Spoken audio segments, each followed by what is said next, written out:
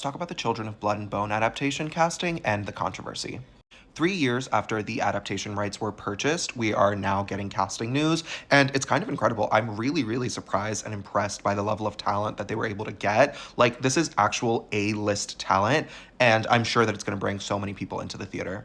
Viola Davis, Cynthia Erivo, Idris Elba, Lashana Lynch, Chiwetel Ejiofor, joining Thuso Mbedu, sorry if I mispronounced that, Amanda Stenberg, Damson Idris, and Tosin Cole, who's the only person I don't know. There's also talks of Regina King joining, so it's going to be incredible. The day that the casting was announced, I saw two separate controversies. This person was saying that basically this movie was supposed to cement a new generation of young Black talent, where, like in Harry Potter and Twilight, it created a whole generation of actors that are like A-list celebrities now, right? Like Robert Pattinson and Kristen Stewart. All of these people, like Daniel Radcliffe and Hermione, Emma Watson, all blew up. But for this movie, they're getting a lot of people who are already established, which I think actually speaks to the racism of the industry. I saw a couple of posts on here of people saying that there was also open casting for Nigerian actors. So that's another thing that people are bringing up. And a conversation that's been had a lot. I've seen this, I've seen a lot of posts about this, both on Twitter and on here. People are furious about Amanda Stenberg taking the role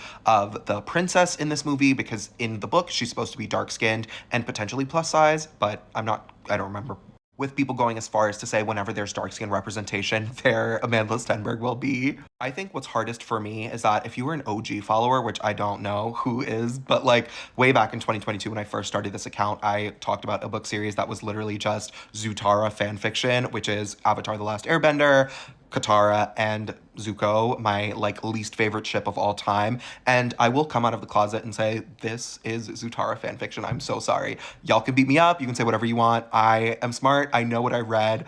I know enough to read fanfiction and be like, sweetie, this is fanfiction. I'm also seeing controversy from Nigerian people saying that like the Nigerianness of the books wasn't handled well. I cannot speak to that as I'm not Nigerian. I will let you guys go watch their videos, but like, I'm afraid. I'm like, we are finally getting this like huge fantasy, big budget Black adaptation of a Black story. And like, that's exciting, right? Especially with the level of talent attached. Like, I will overlook the fact that it's Zutara fanfiction to see Regina King and Viola Davis and Cynthia Erivo. I'm so sorry. But at the same time, I also don't want to like speak for the Nigerian community if they're mad about it. And like, I do think that there is a real conversation to be had about like the lack of dark-skinned actresses in a lot of these movies and like shows. There was a whole controversy where we're seeing a lot of light-skinned actresses be cast in place of darker-skinned roles. So like Amanda will have to take her L for that one because she said with like Black Panther, she was like, I would never want to take a role that wasn't meant for me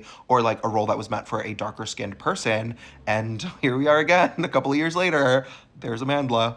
But yeah, I'm excited. I'm going to be excited. I'm standing up. This is an incredible cast. I liked the first book. I will refrain from speaking on the rest of it. I didn't read the third one. I didn't feel that I needed to, but I will see, and I will follow along with all the adaptation news.